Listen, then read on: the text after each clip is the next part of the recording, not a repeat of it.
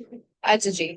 So the last bit that we're left with is genetically modified organisms. Genetically modified organisms की थोड़ी बहुत आप लोगों को समझ बिल्कुल है। Genetically modified organisms are basically those organisms जिनका हम क्या कहते हैं, जेनेटिक कोड जीनोम को हम मॉडिफाई कर लेते हैं। हम किसी भी तरीके से हम करें उनको, अगर हम कुछ नई चीज इंट्रोड्यूस कर रहे हैं, कोई चीज रिमूव कर रहे हैं, वो सब जेनेटिक मॉडिफिकेशन में आ जाता है। तो इवन जो आपका जीन एडिटिंग हम कर रहे होते हैं, जीन थेरेपी कर रहे होते हैं, हम एक तरह से ऑर्गेनिजम्स को मॉडिफाई कर रहे होते हैं।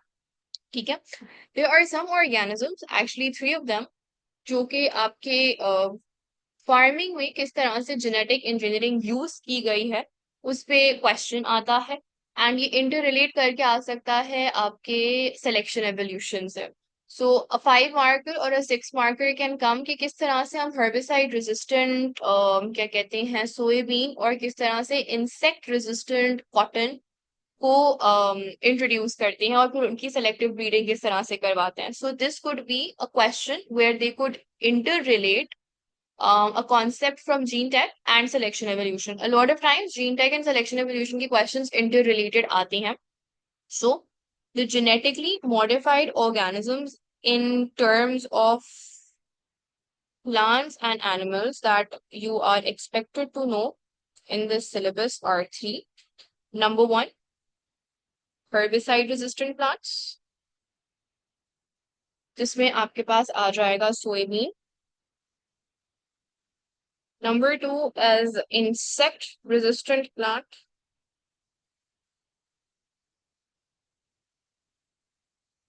in which they expect you to know about cotton. And number three is your genetically modified salmon. So ये दोनों आपके एग्रीकल्चर के होते हैं। एक आपका एनिमल है जो कि है आपका genetically modified salmon.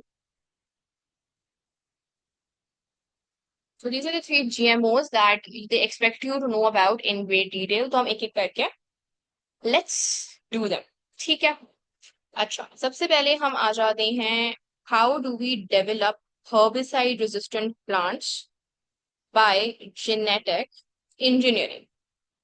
उससे पहले लेट्स अंडरस्टैंड हर्बिसाइड्स क्या होते हैं। हमारे पास कुछ क्रॉप्स के साथ वीड्स जो हैं, जिनको हम कहते हैं ना जंगली, व्हाट्स दैट, उसको क्या बुलाते हैं उर्दू में, जंगली झाड़ियां टाइप्स। तो हमारे पास कुछ प्लांट्स के साथ, कुछ क्रॉप्स के साथ वीड्स जो हैं वो खुद ब खुद ग्रो करना शुरू हो जाते हैं। तो वीड्स क्या करती हैं? एक तो they are unwanted crops. Farmers को वीड से कोई भी फसल नहीं मिलती, फार्मर्स को वीड से कोई भी हार्वेस्ट नहीं मिलती। ठीक है।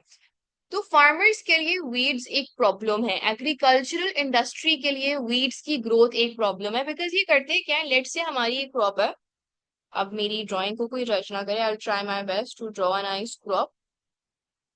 लेट से ये हमारी कोई क्रॉप है, ठीक है। This is a crop, this is what we are interested in, हमें इसका हार्वेस्ट चाहिए। लेकिन हमारे पास इसके साथ साथ साइड में वीड भी ग्रो कर रही है, वीड्स ग्रो कर रहे हैं। ठीक है।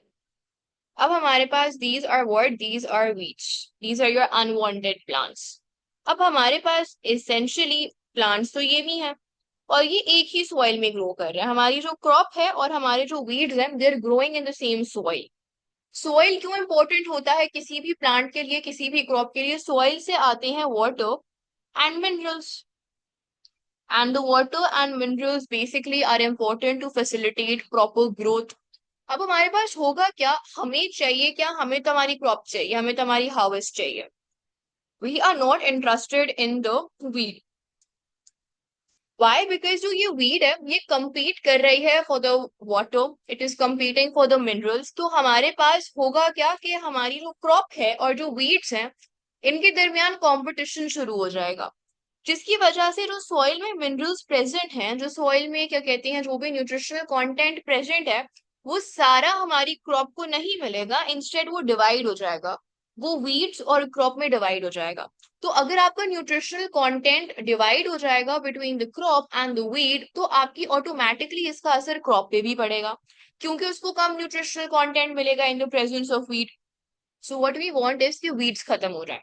हमें इन वीड्स को इरेडिकेट करना है ताकि सारे का सारा जो कंटेंट है वो हमारे क्रॉप को मिले। And for that the farmers use herbicides.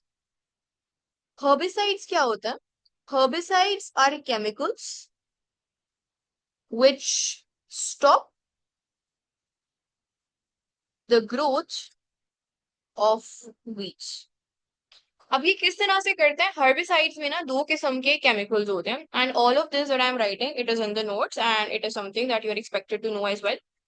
Herbicides में जो हर्बिसाइड स्प्रेज होते हैं ये केमिकल्स होते हैं और इनमें क्या कहते हैं, दो चीजें होती हैं, दो कंपाउंड्स होते हैं। एक उनके पास होता है ग्लाइफोसेट और एक ग्लूफोसिनेट होता है, ग्लूफोसिनेट। सो ये जो ग्लाइफोसेट होता है और ये ग्लूफोसिनेट होता है, आप इस तरह से समझो कि ये इनहिबिटरी मॉलिक्यूल्स हैं। इनहिबिटरी मॉलिक्यूल्स क्यों है? कि ये क्या करता है, ये जो ग्लाइफोसेट है और जो ग्लूफोसिनेट है ये केमिकल्स हैं, ये हार्मफुल केमिकल्स हैं जो कि हर्बिसाइड्स में प्रेजेंट होते हैं।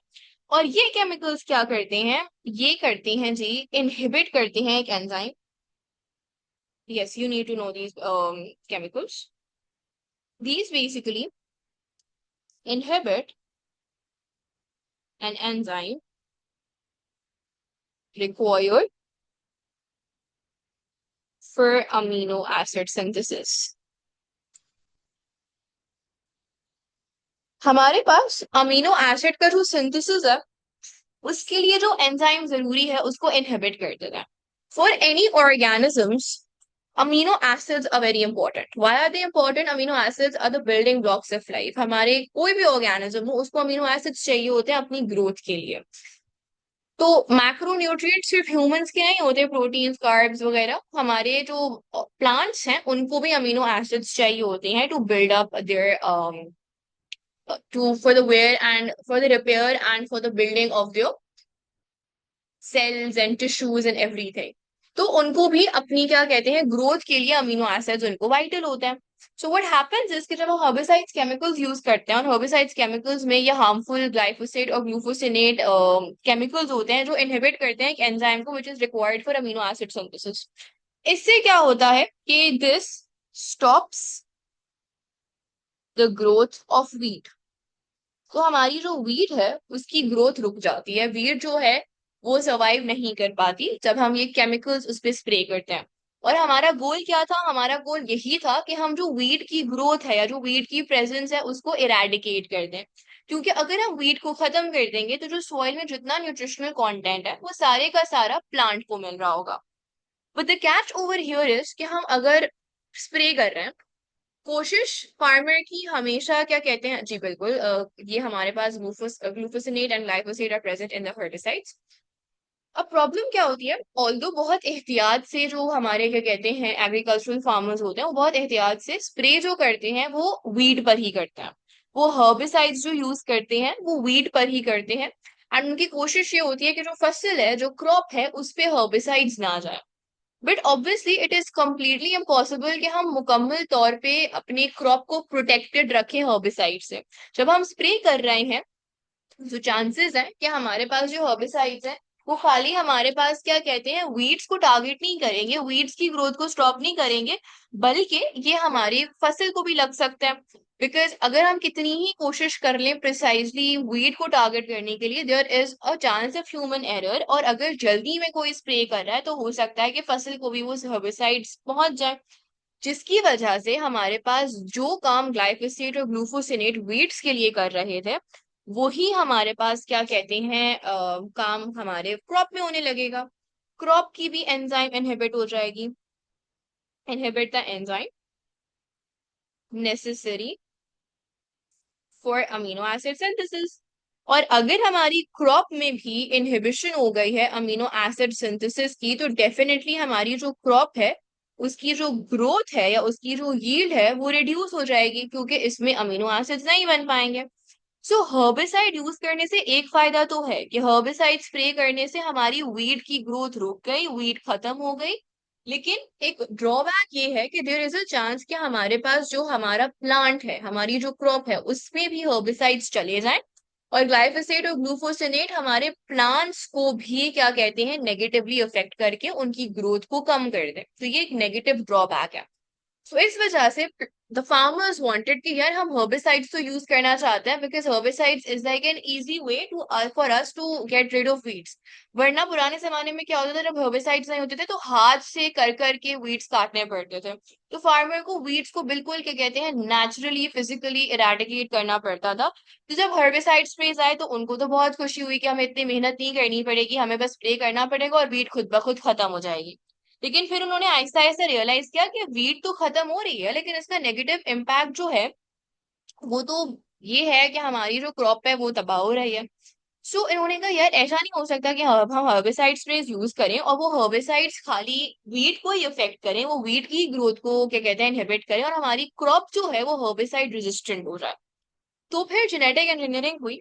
और जेनेटिक इंजीनियरिंग में कहा यह गया कि हमारे पास बेसिकली जो ग्लाइफोसेट और ग्लूफोसिनेट होता है ना, they are what, they are competitive inhibitors of the enzyme.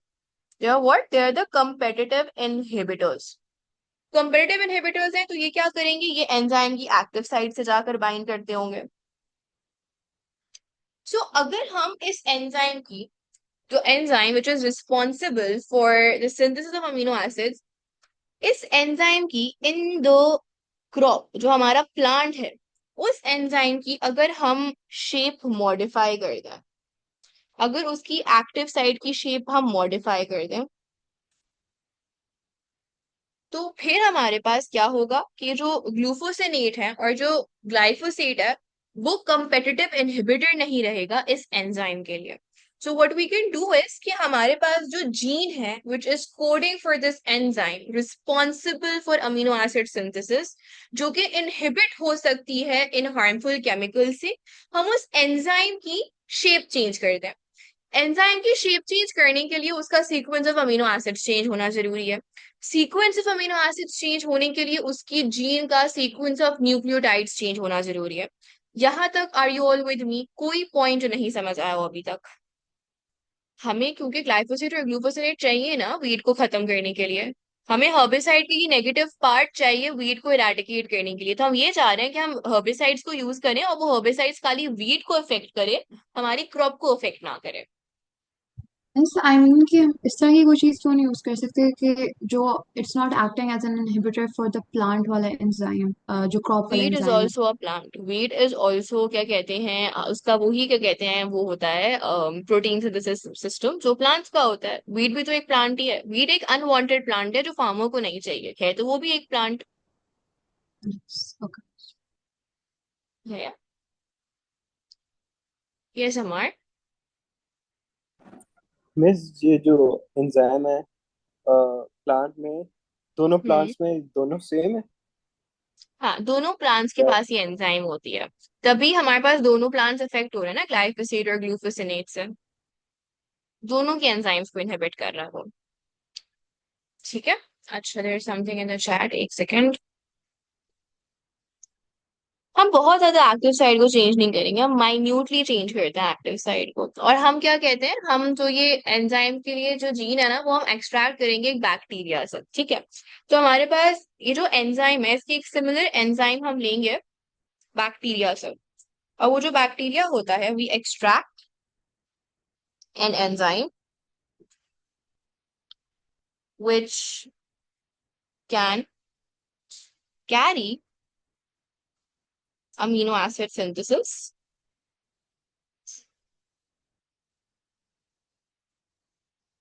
and is not inhibited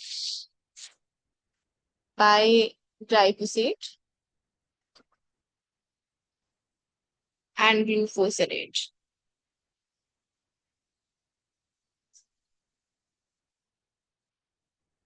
नहीं। अब हम क्या करेंगे, और ये कौन से बैक्टीरिया से आती है, it comes from agrobacterium, from agrobacterium. अब हम क्या करेंगे, हमारे पास we would insert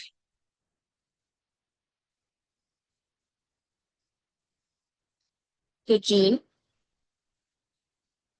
from the agrobacterium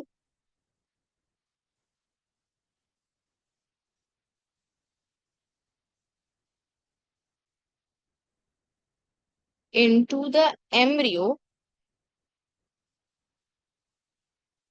or the seedling of the soybean plant. Embryo कहाँ पर होता है? एम्ब्रियो हमारे सीड में होता है. If you guys remember the structure of a seed, अगर मैं सीड का जल्दी से एक स्ट्रक्चर बना लूं, so if this is a seed, तो हमारे पास क्या कहते हैं, एक तो एंडोस्पर्म होता है. So let's say this is the endosperm. ये क्या है? ये आपका फूड रिजर्व होता है. और फिर आपका जो कॉटिलिडन होता है, उसमें आपका रूट होता है, रेडिकल होता है, फ्लोम्यूल होता है, और आपके पास कॉटिलिडन होता है. इसको कलेक्टिवली क्या बुलाया जाता है? एम्ब्रियो बुलाया जाता है.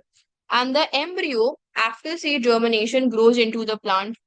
सो हम जो सीड्स है ना, उन सीड्स में ये जेनेटिक मॉडिफिकेशन करते हैं. हम सीड्स में ये चेंज लाते हैं कि हम सीड के अंदर जो एम्ब्रियो है, उसमें हम ये करेक्ट जो है, क्या कहते हैं, हमारी जो डिजायर्ड जीन है, जो कि हम एग्रोबैक्टीरियम से एक्सट्रैक्ट कर रहे हैं, that gene is extracted from the agrobacterium and it is inserted in the seed.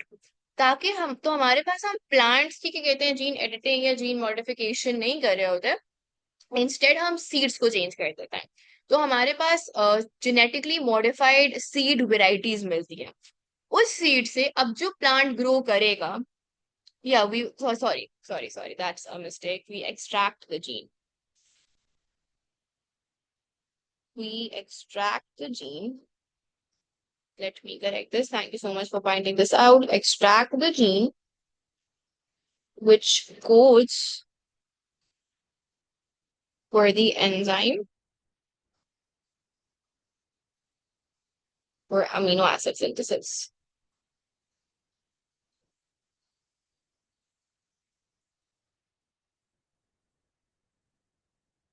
And it is not inhibited by glyphosate and glyphosate and glufosinate से वो inhibit नहीं हो रही होती. तो हम इस जीन को किससे एक्सट्रैक्ट करते हैं?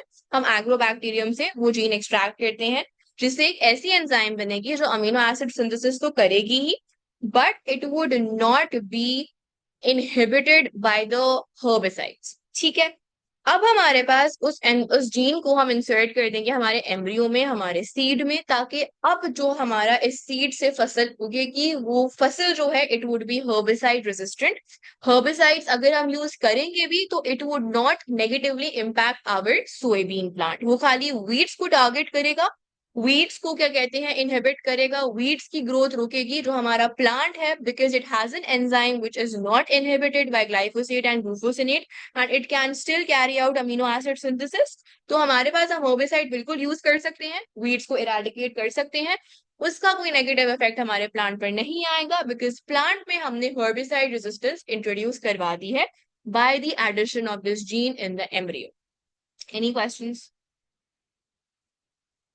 और फिर ऑब्वियसली हम ऐसे वाले प्लांट्स को ही आपस में ब्रीड करवाएंगे, ताकि फिर नेचुरली जो हमारे पास आ रहे हो ना, क्या कहते हैं, सोयाबीन, उनमें चांसेस हो कि ये वाली जीन ट्रैवल करे, जीन पास डाउन हो. So you first create a genetically modified plant and you selectively breed them, so that हम इनकी जो क्या कहते हैं नंबर्स को इस तरह से नेचुरली इंक्रीज करवाएं. जरूरी नहीं है कि हमेशा जो हमारे जेनेटिकली मॉडिफाइड ऑर्गेनिजम्स होंगे उनसे डिट्टो वही कॉपी मिलेगी. अगेन प्रोबेबिलिटी वाली गेम है जो हम सिलेक्शन एवोल्यूशन और इनहेरिटेंस में देखते थे. इट इज नॉट 100% गारंटी कि अगर जेनेटिकली मॉडिफाइड ऑर्गेनिजम्स आपस में क्रॉस करेंगे तो हमारे पास डिट्टो वही सेम ऑफस्प्रिंग बनेगा. Again it's a game of probability, but हम सेलेक्टिव ब्रीडिंग इसलिए करवाते हैं to increase the probability of our desired results to happen. Clear है?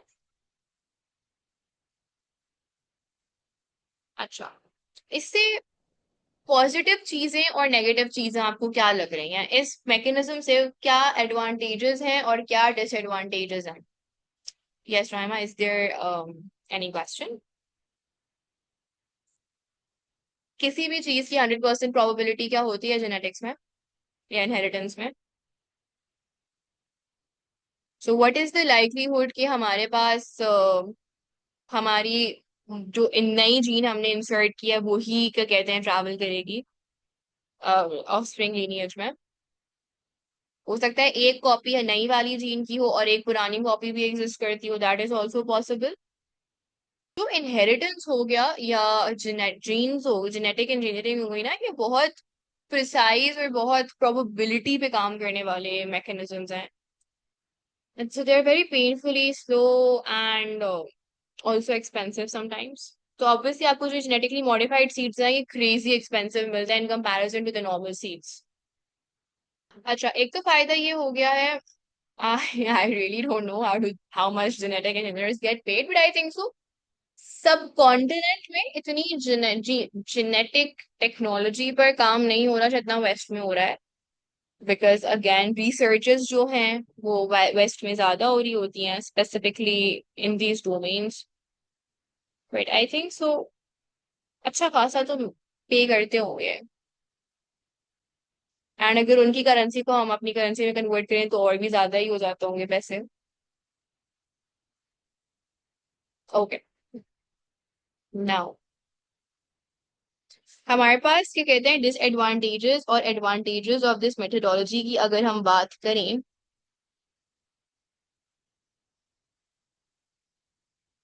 एक तो ये है कि अब हमें अगर पता है कि हमारी जो क्रॉप है वो नहीं अफेक्ट हो रही होगी हर्बिसाइड से, तो इंसानों में क्या कहते हैं एक होता है ना कि अच्छा चलो अच्छा ये फायदा हो रहा है तो बस ओवर यूज कर लेते हैं हम, बस फायदा है तो हम हर्बिसाइड को ना अब बिल्कुल ही क्या कहते हैं विदाउट एनी कंसिडरेशन हम लोग बस हर्बिसाइड यूज करें यूज करें यूज करें। अगर हम ओवर यूज करना शुरू कर देंगे ना हर्बिसाइड का, उससे होगा क्या, over use of herbicide can result in the wheat to become herbicide resistant. तो फिर हमारे पास हर्बिसाइड जो है वो वीट पर काम ही नहीं करेगा अगर हम इस टेक्नोलॉजी के फायदे की वजह से हर्बिसाइड का ओवर यूज करना शुरू कर दें। So over use of herbicide can lead to the evolution of wheat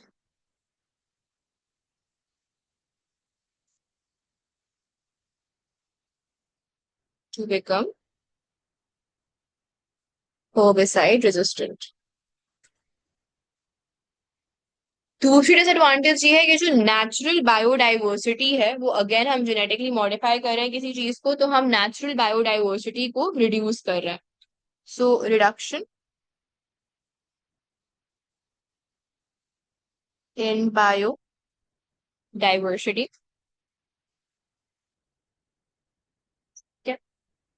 now एक और भी क्या कहते हैं ड्रॉबैक है, बट वो drawback I will explain with respect to biodiversity. Biodiversity में वो पॉइंट आएगा तो रात को हम उसके हवाले से डिस्कस करेंगे। वो एडवांटेज ये है कि हम हर्बिसाइड रेजिस्टेंट क्रॉप बना रहे हैं, so that is an advantage.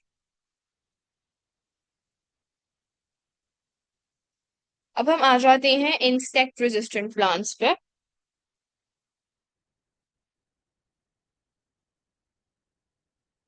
Who is earning 31 lakhs monthly? क्या हो रहा है यहाँ पे चैट बॉक्स में? You guys are still up looking at genetic engineers?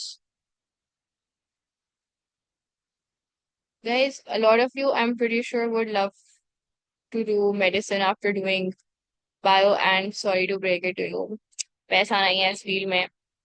Until unless 10 to 12 years आप लोग गुजार लो पढ़ते पढ़ते। I love doing this to my doctor friends or who are studying medicine, that I literally say to them, I earn more than you would earn by your first house job pay 5 years later. So yeah, one good thing about not doing medicine, apart from the fact that I'm doing my favorite degree, is that medicine pays you, but it pays you way back. So it, yeah, again, वो आप specialisation के time पे जाओगे ना, again, and then going to US or for even for a lab for that matter is like filthy expensive. ये सारी चीजें जब आपको आप let's come and when you see how it's actually the problem is not with how much money you're making or not. The system in subcontinent, specifically for government universities and government hospitals, is like very, very toxic. So there's a lot of saturation and very much toxicity in the medicine department when you will come, because the seniors and everything, they're not very cooperative. Like my mother is a doctor, and she's one of alhamdulillah very successful doctor. But again, my mom says I would never wish for my children to do or go through what she went through. So it's not easy money. Medicine is not easy money, not at all. Obviously YouTube पर नहीं जाएगा. कुछ बातें YouTube पर जाने वाली नहीं होती. It's for you guys. But that's why I always say you have to be very passionate about medicine to survive medicine. You have to be crazy passionate, because medicine has the ability to suck out the life out of you. So I would literally say for all of you who are going to do medicine, don't give up your happiness and life for it. Enjoy करना जिंदगी को, और जरूरी नहीं है कि बिल्कुल ही पागल हो जाओ मेडिसिन पढ़ते पढ़ते. So yes, अब आ जाते हैं हम इंसेक्ट रेजिस्टेंट प्लांट्स के ऊपर. इंसेक्ट रेजिस्टेंट प्लांट्स हमें क्यों बनाने होते हैं? कुछ प्लांट्स ऐसे होते हैं जिनको पेस्ट अटैक से वो खत्म हो जाता है. आप लोगों ने अक्सर सुना होगा दैट कीड़ा लग गया फसल को. कीड़ा लग गया फसल को का मतलब ये होता है कि कीड़ों ने फसल को खा लिया. ठीक है. अब this is a problem because अगर एक, और I don't know if you guys have seen it in movies और खुद भी देखा हो, अगर पेस्ट अटैक जब करता है ना, तो it's not like one animal attacking, it's literally like hundreds and thousands of insects का जुलूस जो एक, क्या कहते हैं, अटैक करता है फसल को एक साथ. एंड पूरी पूरी जो एरिया होती है ना, उसपे जितनी फसल होती है उन पे वो अटैक हो जाता है. नाउ हमारे पास क्या कहते हैं, अगर आपकी पूरी फसल को इंसेक्ट्स खत्म करके चले गए हैं, it's literally very very negative for the agricultural industry. क्योंकि आपके पास क्या कहते हैं, अच्छा guys 1 minute, I am sorry to disturb you all, but ये जब मैसेजेस पॉप होते हैं आई रियली गेट डिस्ट्रैक्टेड. अब मेरा फ्लो टूट जाता है. So just for a moment if you guys can keep your Yaping, and में कर लेना पूरा, इजाजत है. बस let me just complete this सब टॉपिक. ठीक है. अच्छा, हमारे पास क्या कहते हैं, अगर इंसेक्ट्स अटैक कर लेंगे हमारी फसल तबाह हो जाएगी. पूरे का पूरा लैंड पे जितनी भी क्रॉप्स हैं वो तबाह हो जाएंगे. So we need to ensure that insect resistant हो जाए हमारी क्रॉप. यूजुअली कॉटन की जो क्रॉप होती है या मेज की जो क्रॉप होती है, that is very easily affected by insects. Pest से वो अफेक्ट हो जाती है. So we need to ensure that crops are not affected by insects. अब उसके लिए what do we use, what farmers use, वो इंसेक्टिसाइड्स यूज करते हैं. अच्छा, इंसेक्टिसाइड्स, फर्टिलाइजर्स, हर्बिसाइड्स को यूज करने का प्रॉब्लम क्या होता है कि हमारे पास क्या कहते हैं, ये सब बहकर चला जाता है आपकी वाटर बॉडीज में, और ये आपकी वाटर बॉडीज को कंटामिनेट करता है. आप क्या कहते हैं, अभी बायोडाइवर्सिटी पढ़ना स्टार्ट करेंगे तो हम यही देखेंगे, जब फर्टिलाइजर्स और एग्रीकल्चरल वेस्ट वाटर बॉडीज में जाती है ना, तो हमारे पास वाटर बॉडीज पे एल्गल ब्लूम होता है, जिसको यूट्रोफिकेशन बुलाते हैं. ये आप लोगों ने डेफिनेटली ओ लेवल्स में भी पढ़ा होगा. सो एक तो एग्रीकल्चरल वेस्ट आपकी वाटर बॉडीज को क्या कहते हैं कंटामिनेट कर देती है, उनमें क्या कहते हैं एल्गल ब्लूम यूट्रोफिकेशन करवाती है.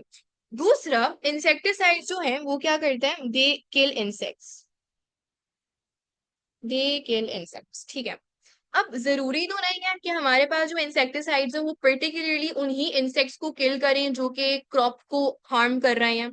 बाकी इंसेक्ट्स जो बेचारे ना क्रॉप को खा रहे हैं ना, बस वो बेचारे एग्जिस्ट कर रहे हैं एनवायरनमेंट में, अगर इंसेक्टिसाइड्स हम करें एक एरिया में, एक बड़ा सा हमारे पास जो हार्वेस्टिंग लैंड है उस पर हम इंसेक्टिसाइड्स का स्प्रे कर दें, तो इंसेक्टिसाइड से खाली वो इंसेक्ट्स नहीं मरेंगे जो हमारी क्रॉप के लिए हार्मफुल है, बट इन जनरल जितने भी इंसेक्ट्स हैं which are also non harmful insects to the crop, those insects would also die, which would result in decrease in biodiversity if unwanted insects are also targeted. तो insecticides use करने का दो मसले हैं, एक तो ये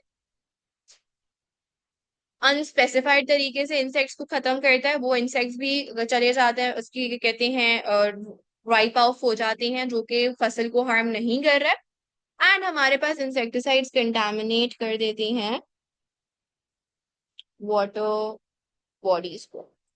सो इसके लिए इंसेक्टिसाइड्स के अलावा कोई और तरीका यूज करना पे काम करना शुरू किया गया कि हम इंसेक्ट सिर्फ उन्हीं को कत्ल करें जो कि हमारी क्रॉप को अटैक करें। तो जब वो क्रॉप के पास आए, सो वो क्रॉप के अंदर कुछ ऐसे टॉक्सिन्स हो which would kill off the insects then and there. ठीक है, हर्बिसाइड्स भी करते हैं, बिल्कुल हर्बिसाइड्स भी करते हैं, लेकिन हर्बिसाइड्स का ज्यादा मेजर ड्रॉबैक ये था कि वो हमारे क्रॉप की ग्रोथ को अफेक्ट कर देता है। हर्बिसाइड्स हो गए, इंसेक्टिसाइड्स हो गए, फर्टिलाइजर्स हो गए, ये सारे जो आपकी एग्रीकल्चरल वेस्ट में जब ये बह के जाते हैं ना, तो eventually they contaminate the water bodies. So अगर वाटर पोल्यूशन पे सवाल आए तो डेफिनेटली आप इन सबको मेंशन कर सकते हो कि जो एग्रीकल्चरल वेस्ट होती है that affects our water bodies. हमारे पास क्या कहते हैं देखो, स्प्रे कर दिया, अब वो जो स्प्रे है वो सेटल डाउन होगा, हाँ, जस्ट यूट्रोफिकेशन या harmful chemicals going in the body, ये यूजुअली वैसे फर्टिलाइजर्स करते हैं। बट हमारे पास इंसेक्टिसाइड्स में भी अगर बहुत हार्मफुल केमिकल्स हैं और हर्बिसाइड्स में हार्मफुल केमिकल्स हैं जो सेटल डाउन हो जाए मॉइस्चर में, यानी वो पानी के साथ मिक्स हो जाए, तो हमारे पानी में भी वो हार्मफुल केमिकल्स चले जाएंगे। सो हमारी बायोडाइवर्सिटी या जो वाटर बॉडी है वो पोल्यूट हो जाएगी, कंटेमिनेट हो जाएगी। ठीक है। मिस यूट्रोफिकेशन के अंदर तो ये होता है ना कि आपकी लाइक सरफेस के ऊपर on the water surface there like unwatered plants start growing, right? Hmm. तो उनकी they take up the oxygen वगैरह, और फिर अंदर जो लाइफ होती है हाँ, फिर वाटर एक्वाटिक के लाइफ अंदर फॉर्म वो होता है। Die out. या so over here also like यही हो रहा होगा हाँ, कि और हमारे बिकॉज पास ऑफ वाटर बॉडीज कंटामिनेट ऐसे भी हो जाएंगे कि हम वो पानी पी नहीं सकेंगे ना, इसमें एग्रीकल्चरल वेस्ट जा रहा होगा। लाइक अगर for example in olden times जो विलेजर्स होते थे, they used to drink water from the well, वही पानी यूज हो रहा था क्रॉप्स के लिए, वही पानी यूज हो रहा था इंसानों के लिए, जानवरों के लिए। बट उस जमाने में chemical forms of agricultural use नहीं हो रहे होते थे। जब केमिकल्स आपने इंट्रोड्यूस कर लिए फॉर इन एग्रीकल्चरल सेक्टर, तो फिर हमारे पास जो स्मॉल स्केल सब्सिस्टेंस फार्मर्स हैं उनके लिए ये मसला हो सकता है कि उनकी वाटर बॉडीज कंटामिनेट हो जाए, जिसकी वजह से उनको वाटर बॉर्न डिजीजेज हो सकती हैं। अच्छा, उसके लिए अब इंसेक्टिसाइड्स यूज करना एक अच्छी चीज नहीं थी क्योंकि बायोडाइवर्सिटी को वो नेगेटिवली इम्पैक्ट कर रहा था। So we said let's form ऐसे प्लांट्स जो कि खुद ही उनको कोई अगर इंसेक्ट आकर अटैक करे तो वो उस इंसेक्ट को देन एंड देयर खत्म कर दें। सो उसके लिए there is a toxin known as a BT toxin, and this BT toxin is lethal for insects attacking the cotton crop। अच्छा, मैं उसका नाम भी लिख देती हूँ कि हमारे पास कौन सा इंसेक्ट होता है जो कॉटन क्रॉप को अफेक्ट कर रहा होता है। It is known as the cotton boll weevil. It's a pest which attacks the cotton crop. अब ये जो बीटी टॉक्सिन है, it is lethal for insects. Now ये जो बीटी टॉक्सिन है ये प्लांट्स में नहीं बन रहा होता, ठीक है। It is actually BT toxin is produced by a bacterium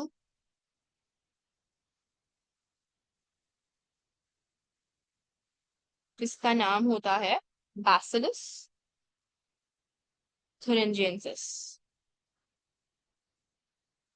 I hope I write the spelling correct. अगर correct नहीं है so please look it up.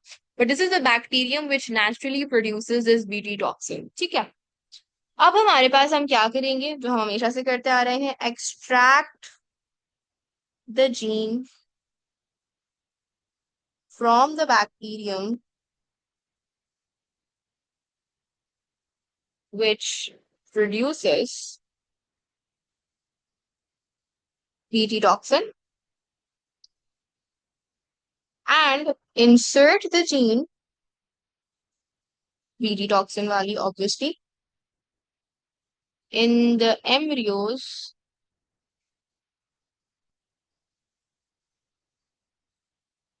of the cotton plant.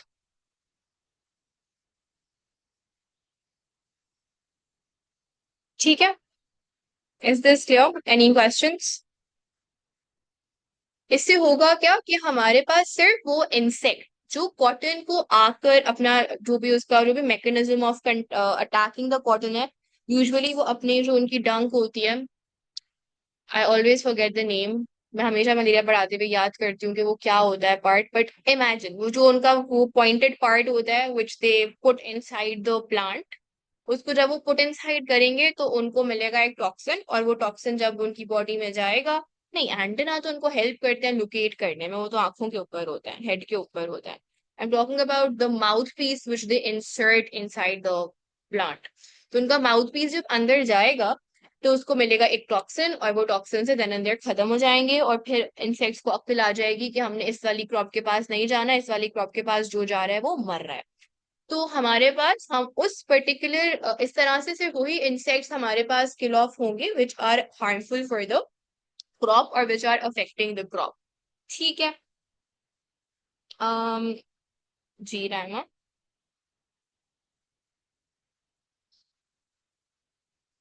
ये डालना है हमारे पास एम्ब्रियोज में ना, ताकि हमारे पास जो सीड है वो जेनेटिकली मॉडिफाइड हो रहा है, जिससे हमारी जो फसल उगेगी वो नेचुरली उसके पास वीडियोटॉक्सिन बनाने की सलाहियत होगी। हाँ, so no insects basically affect. Yes, thank you. Proboscis. I always try to remember this and I always forget it. Proboscis. अच्छा जी, clear हो गया? Any questions about how we make insect resistant cotton plant? Yes, you have to. Everything about this chapter, you have to remember it. Okay, so pretty sure you all know that salmon is a fish type. और काफी लोगों ने शायद वो खाई भी होगी if anybody of you are fish lovers.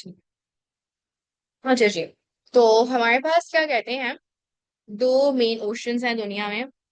ऐस- चार ओशंस हैं टोटल है, but Pacific and Atlantic ocean are they do meet at one point, but then they don't mix up the entire concept of that. तो हमारे पास दो किस्म की सालमन्स होती हैं।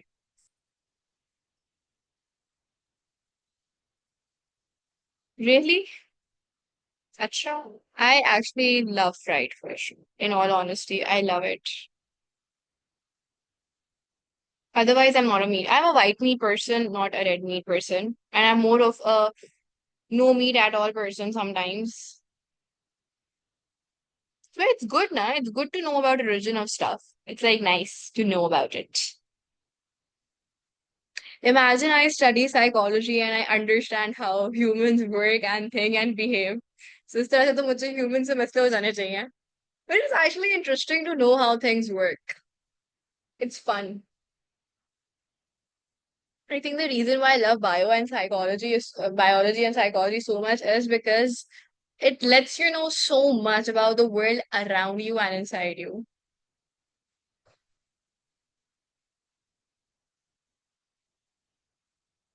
अच्छा जी, तो हमारे पास एक होती है पैसिफिक सामन और एक होती है हमारे पास Atlantic salmon, and as the name suggest एक पाई जाती है पैसिफिक ओशन में, एक पाई जाती है अटलांटिक ओशन में। ठीक है, सो ये दो डिफरेंट टाइप्स की होती है, इनके दरमियान ऑब्वियसली स्पीसिएशन हुई भी होगी। Most likely it would be a form of क्या कहते हैं, सिम्पैट्रिक स्पीसिएशन, क्योंकि ज्योग्राफिकल बॉर्डर्स इनके डिफरेंट हैं, ज्योग्राफिकल आइसोलेशन हुई भी होगी। तो ये भी क्वेश्चन आ सकता है that why Pacific salmon and Atlantic salmon takes different time to mature. तो अगर आए तो आप बोल दीजिएगा ज्योग्राफिकल आइसोलेशन, रिप्रोडक्टिव आइसोलेशन की वजह से Pacific salmon is different from Atlantic salmon. ठीक है,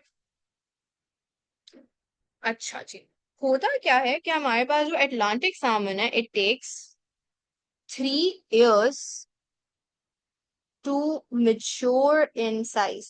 इसकी जो मेच्योर एज तक पहुंचने का अरसा है, ड्यूरेशन है, दैट इज 3 years। ठीक है, no that's a pretty long time, और इसकी वजह ये होती है it lacks a growth hormone. और अगर वो ग्रोथ हार्मोन लैक कर रही है तो डेफिनेटली वो जो जीन है responsible for that growth hormone synthesis that is lacking, lakhs a growth hormone regulating gene. तो अगर हम वो ग्रोथ हार्मोन रेगुलेटिंग यानी वो ग्रोथ हार्मोन वाली जीन को ऐड कर दें इस सामन में, तो डेफिनेटली इसका जो टाइम है टू मेच्योर टू ग्रो वो स्पीड अप हो जाएगा। सो हम क्या करते हैं, what we do is we extract the gene, the growth hormone वाली gene, extract the growth hormone gene from the Pacific salmon। Pacific salmon के पास वो जीन होती है ग्रोथ हार्मोन वाली, ठीक है। और जो इस जीन का प्रोमोटर है वो हम एक अलग फिश से एक्सट्रैक्ट करता है, and we extract the promoter from a fish known as ocean pout. और इस जीन प्लस प्रोमोटर के कॉम्बिनेशन को हम ऐड करते हैं in the eggs of Atlantic salmon।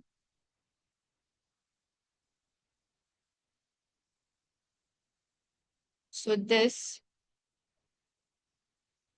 yeah, we take the promoter from a different fish known as the ocean pout। इन दोनों को हम क्या कहते हैं, पहले एक साथ जोड़ते हैं जीन को और प्रोमोटर को, और इस कलेक्टिव कॉम्प्लेक्स को हम इंसर्ट करते हैं in the eggs of the Atlantic salmon. Now this Atlantic salmon, एक तो सालमन होता है, मैं सालमन पता नहीं क्यों बोल रही हूँ। The Atlantic salmon is basically now a genetically modified organism। और इस जेनेटिकली मॉडिफाइड ऑर्गेनिज्म की खुसूसियत क्या होती है कि पहले कितना टाइम लग रहा था इस अटलांटिक सालमन को मेच्योर होने में, इसको लग रहे थे 3 साल। Once this salmon has the gene and the promoter for the growth hormone, it would take only 1.5 year to reach its mature size। तो हमने बाय द फैक्टर ऑफ 2 उसके मेच्योरिटी के साइज को कम कर दिया है। So this is what happens that the genetically modified salmon पहले 3 years ले रही थी मेच्योरिटी रीच करने में, अब वो 1.5 years में मेच्योर हो रही होगी, ठीक है। Any questions? इससे वैसे कोई नेगेटिव ड्रॉबैक नहीं होता, इससे कोई आपकी बायोडाइवर्सिटी हार्म नहीं हो रही होती, इससे आपका कोई मरीन लाइफ हार्म नहीं हो रहा होता, इंस्टेड फायदा ही हो रहा होता है आपके पास। आपका जो डिमांड फॉर फूड है, फॉर सामन है, वो ज्यादा इजीली मीट हो रही होती है, क्योंकि पहले 3 साल लग रहे थे एक सामन को ग्रो होने में, मेच्योर होने में, अब इसको 1.5 साल लग रहा है। तो it does not have any drawback, negative drawback, it only has advantage. And with that, we're done with gene tech। I would suggest take a day or two, go over this topic. If there are any questions, you guys are more than welcome to ask them। I hope जिन जिन लोगों को gene tag मुश्किल लगता था या डर लगता था उनके लिए अब थोड़ा सा आसान हो गया होगा। बाकी go over it on your own, because this is one chapter. तब तक नहीं अच्छे से होगा जब तक आप एक दफा खुद से गो थ्रू नहीं करोगे, याद नहीं करोगे, अंडरस्टैंड नहीं करोगे। अगर किसी पॉइंट पे लगे कोई चीज ओवरलैप हो रही है, कंफ्यूज हो रही है, directly message me, I would be more than happy to help. बाकी interestingly we are done by 5।